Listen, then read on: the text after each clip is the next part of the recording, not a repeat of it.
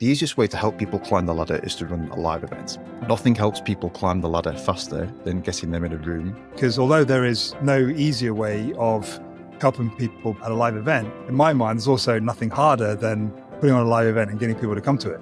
But it also gives you the space to structure each day in a way that makes sure those learning objectives are met. They might not remember a specific thing I told them about storytelling, but they usually remember the experience of spending that time in Sheffield with me. Does marketing and content creation ever feel hard and time-consuming? What if it didn't have to be that way?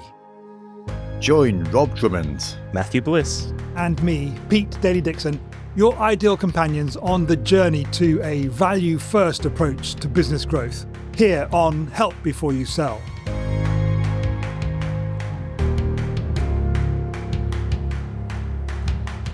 Pete, it's nice to see you in the light. Yes, you can see me. Hooray! Yeah. If anyone watching the video version of this, we can actually now see Pete's face rather than him standing in the dark in a cupboard.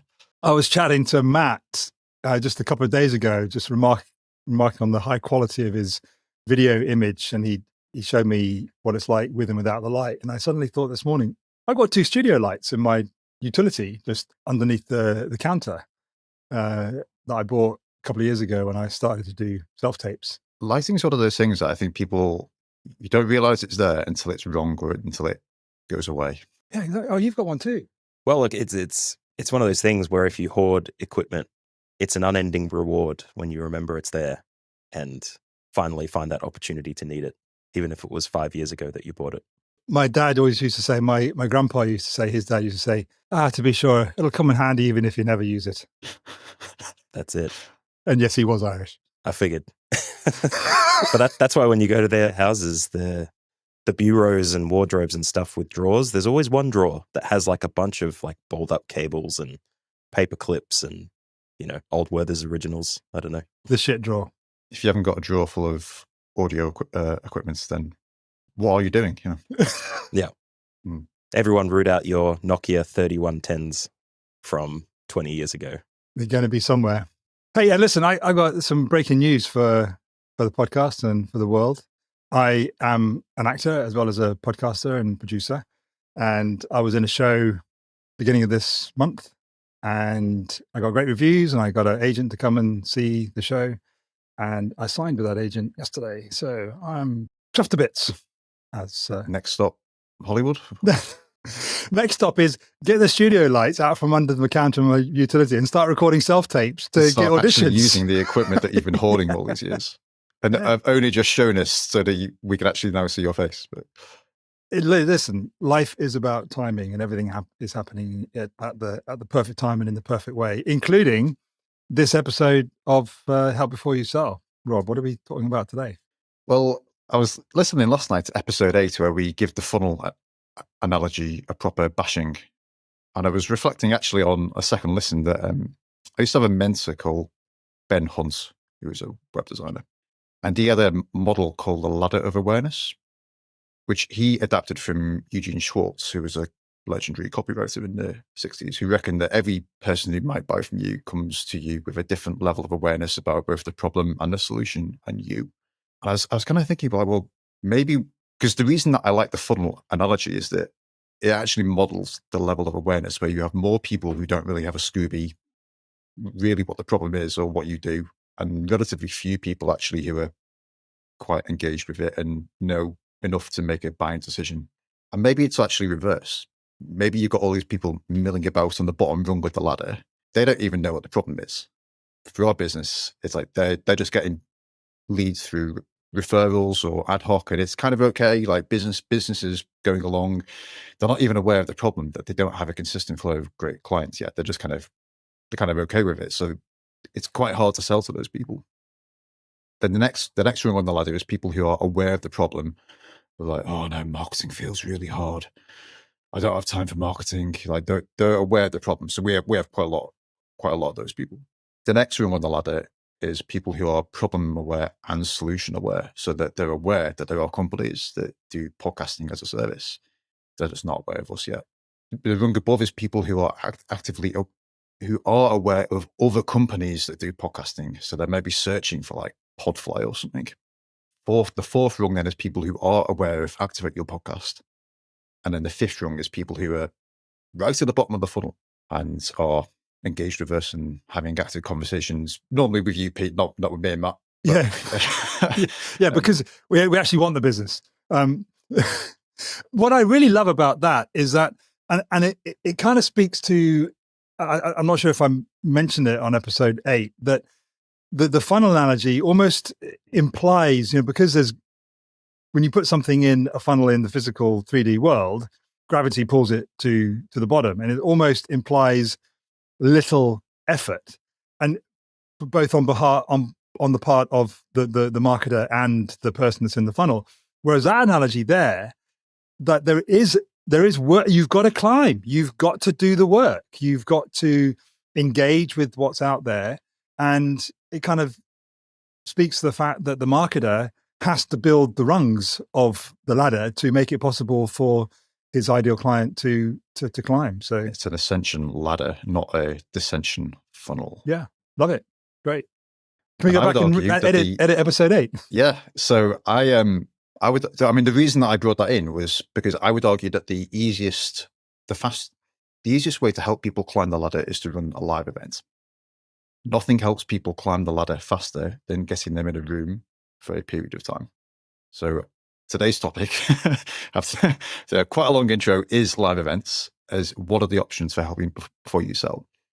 And the reason I brought this in here is on previous episodes, we've started off with one-to-one meetings with people.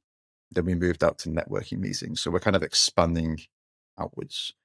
So a live event, in some respects, might seem like a networking meeting, but it's more people are there to learn from you, not just to network with other guests. So that's probably the difference, is like people have committed to saying, okay, I want to learn how to plan my podcast. I'm going to come to your 3-hour events or 3-day events or whatever it is. I've got a bit of experience running these events and obviously attending these events as well.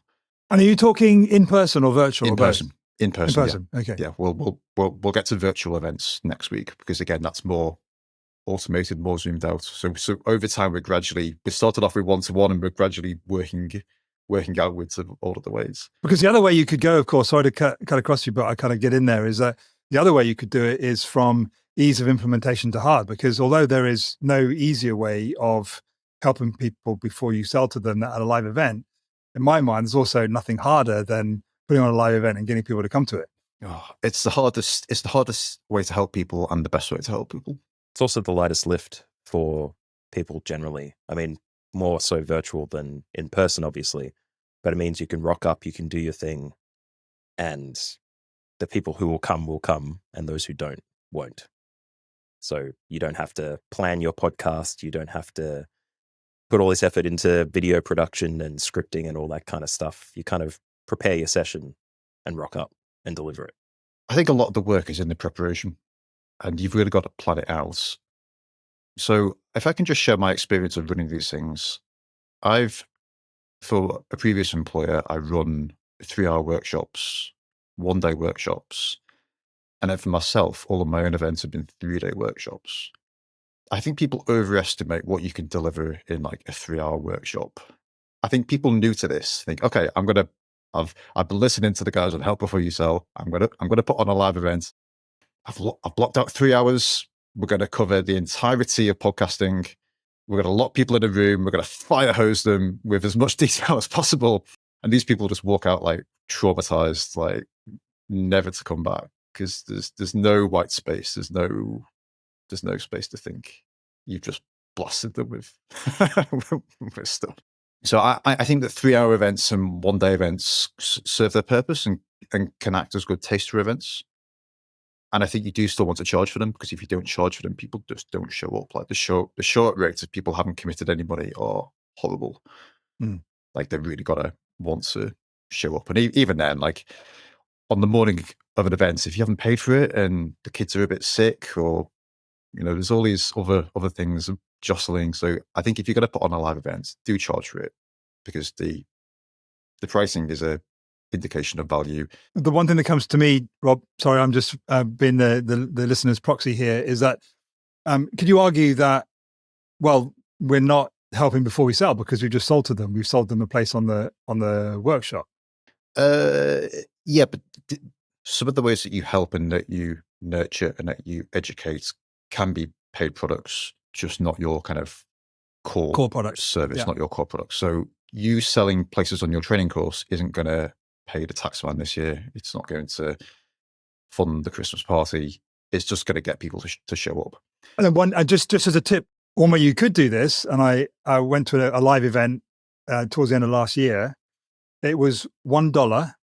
You have to give you a credit card. It was $1 to go. But if you didn't show up, they donated $90 to charity. So it was going to cost you. And there was 40 spaces for the event, and there was 40 people there.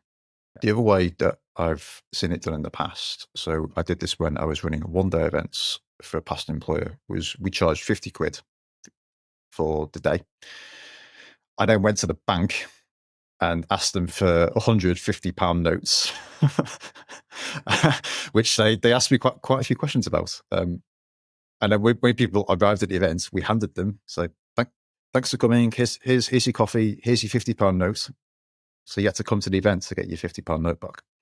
And, I can't remember if we did give the rest to charity. I mean, we should have done, but I can't remember what happened. But yeah, the principle was, there's a bit of skin in the game, but as long as you come, then it's free, basically. So yeah, there are free ways to do it. You just don't want to have it as a free event. And yeah, got it. So that's probably the first insight. The other thought I had was that my pivotal event that I attended was in 2015, so 10 years ago now. I follow a marketer called Sean D'Souza, who I think I've mentioned on the podcast before. Yeah, I've mentioned Psychotactics, and runs a podcast called The 3-Month Vacation. And Sean announced he was running a storytelling workshop in Amsterdam, and it was a 3-day workshop. And I thought, yeah, you know what, I'll go and hang out in Amsterdam for 3 days and learn about storytelling. And kind of thought I already knew what I was doing. And it was quite telling, actually, that we all got to that workshop mostly as writers or content people or storytellers in some way. And we all stumbled in the same places. Like it didn't actually matter if it had shown up as engineers or rocket scientists. It wouldn't have mattered because we all stumbled in the same places and we all learned from each other over the 3 days.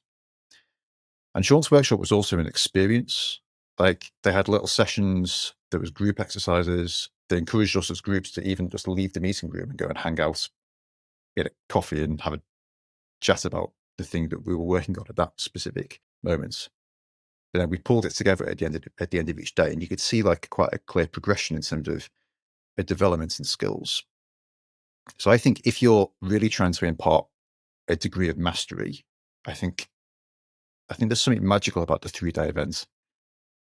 And there's insights that drop into place, normally about 2.5 days in, things that you've been struggling on and not quite seeing how they fit together.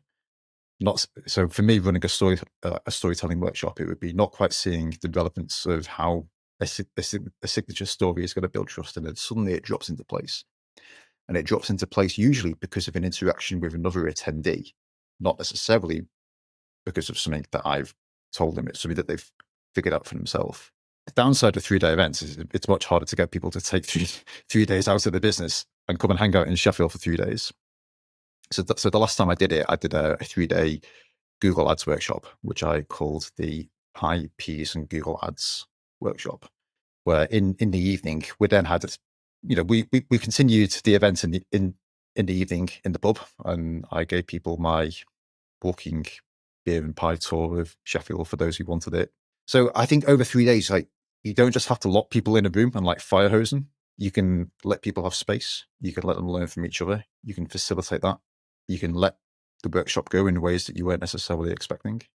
I think of all of the people who've come to my events, like they might not remember a specific thing I told them about storytelling, but they usually remember the pie and the peas and the experience of spending that time in Sheffield with me. And I think they all left different to how they arrived.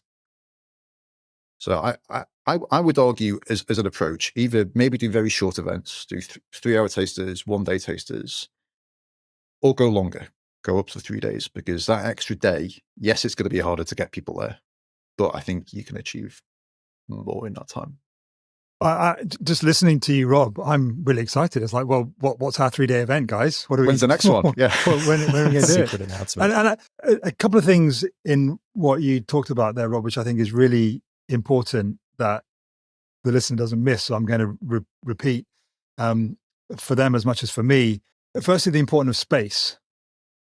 That's the number one word which is used by my guests on the Not a Straight Line podcast, is the appreciation of the space that was made available for them just to first think about their life and then obviously talk about their life. And space and time is in short supply in this world, in this society, with everyone caught up in doing what the latest guru has told them that they should be doing. Putting on a 3-day event, part of your pitch or marketing of that event is that this is space. There is space here for you. I think it's really important. And the other thing you talked about, Rob, which I think is really important, is experience.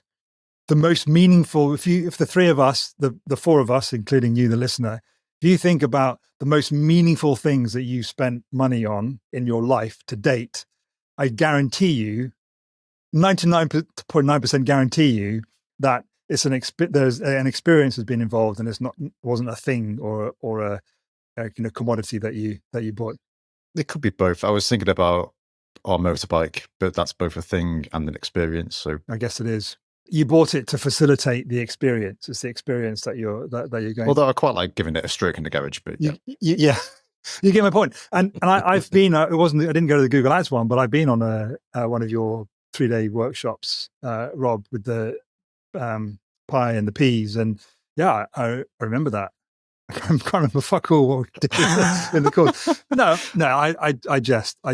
Yeah, I do, but it's more to provide space and to provide an experience, I think is really important. It's not about, as you say, Rob, fire hosing what you know into the minds of your people. You're there to help them. And I'm pretty certain that one of the ways you can help them is to provide space for them to think themselves about the topic that it is that you kind of help your clients transform in, if that makes sense. Well, I think the two things that you guys have talked about here are crucial, like setting up for the accountability and the way it's structured and creating that space for people to turn up and create an experience for themselves and with others.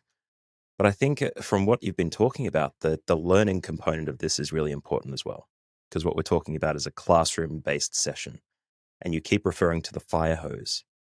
And from my secondary teaching studies, there was a concept that they very quickly, not disproved, but like disavowed us of as fresh teachers, and that's the information funnel.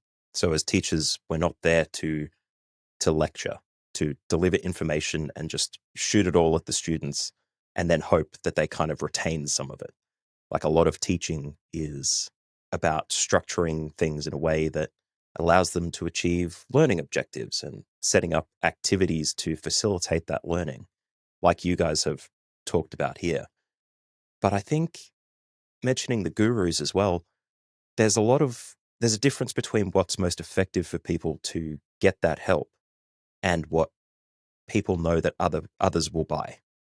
So the value of the workshops and these live events that you're talking about is that not only are people there, but at least in the 3-day workshop, you have 3 days for every neuroscientific, biological information intake component of the brain to work. But it also gives you the space to structure each day in a way that makes sure those learning objectives are met and that they've got the space to play around with it, with each other and with you. All of that together makes it a great helping experience that you can give to people. Whereas the gurus we see online, they look at the information funnel and they go, you know what people want? Really cheap, on-demand courses that give them all the information and I don't have to do anything. Like the key thing for helping, just like teaching, I think, is that you're there to adapt the learning for people as they come on board. And there is something valuable to on-demand learning, absolutely. But I think if there was a 3-day course for a training on neuroscientific coaching that was in person with someone, I'd be more likely to do that with my teaching background than I would be to spend $12 on lifetime access for on-demand learning that I know I won't do because it's just an information hose and there's nothing there to kind of pie and peas me through it, you know? So we've got a couple of things there, Rob, just before you chime in. We know that if we're doing a longer event or even in a shorter event, and I've had firsthand experience of overestimating what can be done in 3 hours. Time is relative, isn't it? I think time speeds up if you overcram your event schedule.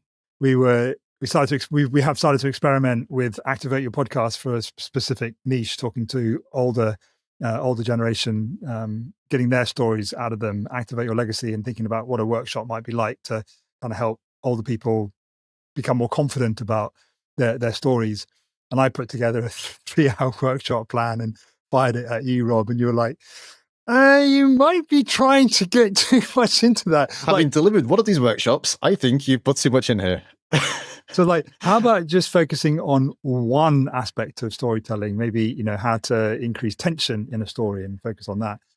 So I redid the plan and sure enough, you can see that just in 3 hours, even attempting to do that might be too much. So the listeners, as I am, absolutely.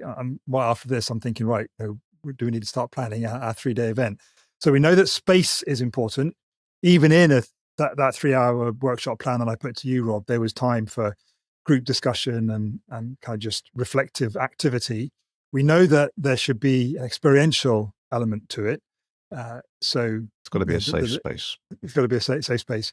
So what about actually structuring the content? What tips can we give the listener? Matt, obviously with your experience in the learning and development world, and Rob, your experience of running these events, what tips can we give the listener in terms of thinking about the help that they do want to give to the people that come to these workshops over and above the space and the experiential? If I was doing another storytelling event, I would get people doing a lot faster. I think I front loaded a lot of the information of what I felt people needed to know. But actually, it's about skills comes from doing. So the point of running these events is to upskill someone, which sounds counterintuitive because we kind of worry that those people will then go off and solve the problem at hand by themselves and they won't need our services.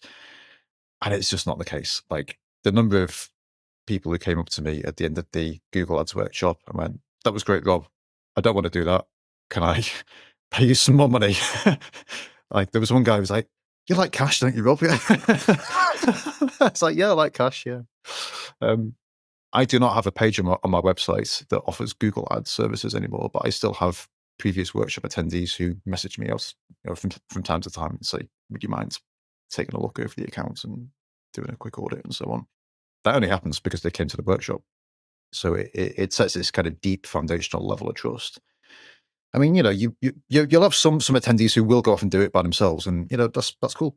That's that. If they're doing it and not you, then that saves your time to focus on a different projects. But there'll be some who just want you to do it. So first tip is get people doing sooner. Get people doing sooner, yeah. So if I was running a storytelling workshop again, I would get people creating some kind of output earlier on, because it's the creation of the output that highlights the mistakes and the wrong steps. And you want to get people making mistakes as quickly as possible in a safe space where they can then acknowledge those mistakes and start to see the principles in action. One thing I'm just thinking, possibly it might help the listener if the three of us talk through what a 3-day event for our service might be. Then in our conversation, the listener might think, okay, the transformation I provide my clients is different to the ones that Rob, Matt, and Pete provide, but I can see in the way that they were thinking about it, I could actually put on a 3-day event. So where is it? I think it should be somewhere like really fun and funky to go. Amsterdam sounds good, right? Okay, so we're going to have it in Amsterdam, easy to get to from here, or Brussels. It's easy on the Eurostar, so we can build it experiential. But what about the content? What is it that we want to help people that come on the workshop. Also in that, is there an ideal number of attendees? That's a good question. So I quite like sort of 8 to 10 attendees. I think you can go up to about 15, maybe 17-ish. I think beyond that, it starts to get a bit chaotic and a bit out of control. I think scale is an important thing to keep in mind with the number of people you have available to help. Like in our case, I would presume all three of us would be there to help. And from a teaching perspective, I see that as team teaching. So we have someone leading a session and the other two of us could be around, tweaking, fixing laptops or connecting people to Wi-Fi, or someone's got a quick question. We just wander over and go, "Hey, how you going? What's your question about this thing?" And I think the speed actually increases. So not everyone has that luxury, but for us specifically in this 3-day workshop in Brussels, which sounds so lavish as an Australian having to spend thousands of dollars to get there if I was in Australia. I think the more people you have facilitating, you can go at a faster pace because you have the ability to bring up the people lagging behind a little bit and keep pace with things. So think about collaboration then as well. You don't have to do it on your own. Yeah. I think the longer and the more immersive the event is, the fewer attendees you want. There's a rule.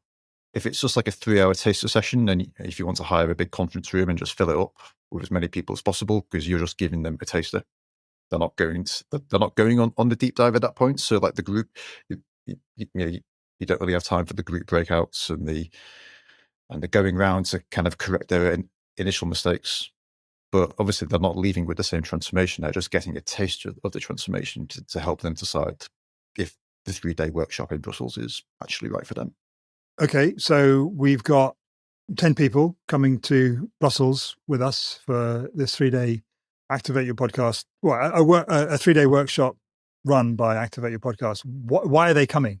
Well, they want to leave with a certain outcome, don't they? And that would be the promise of the event, is that it's not that you're going to come and you're going to take notes for 3 days. You're going to get home, you're going to look at all of those notes, you're going to feel overwhelmed, you're going to not know where to start, you're going to not do anything, and then you're going to go, maybe I need to go to another event. Maybe there's some missing thing some secret hack that I missed at that one. And then you go to another one, make another 3 pages of notes. It's like, no. You leave with an outcome, and that could be... So a really, really great tip there is, like, we know this space needs to be involved, there needs to be an experiential element to it, and you need to have an outcome promise for the 3 days. So what would ours be? The outcome could be internal, external, or a combination of the two. So it could be an internal skill that you've developed over the 3 days of how to structure a story and how to tell it concisely in a powerful way. Mm-hmm.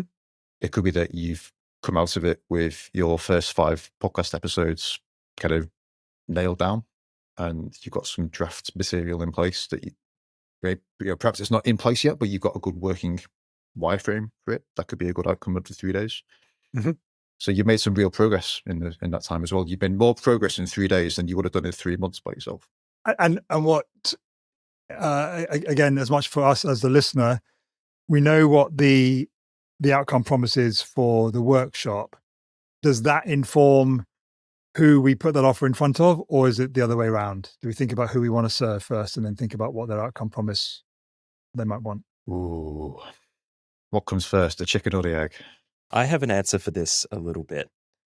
As someone teaching content, when you're building a session like this, Just for the sake of the listener, Matt, just give us an idea about your credentials and experience in this space, just so that I mean, Rob and I are talking about our asses, but you've got. That's what I do for a living. You've got receipts.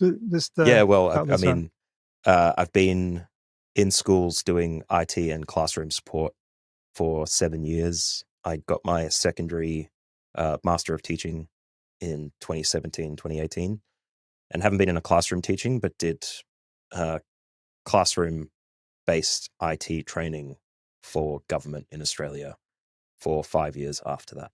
So learning and development really is my jam. Right. So now carry on with what you were going to say.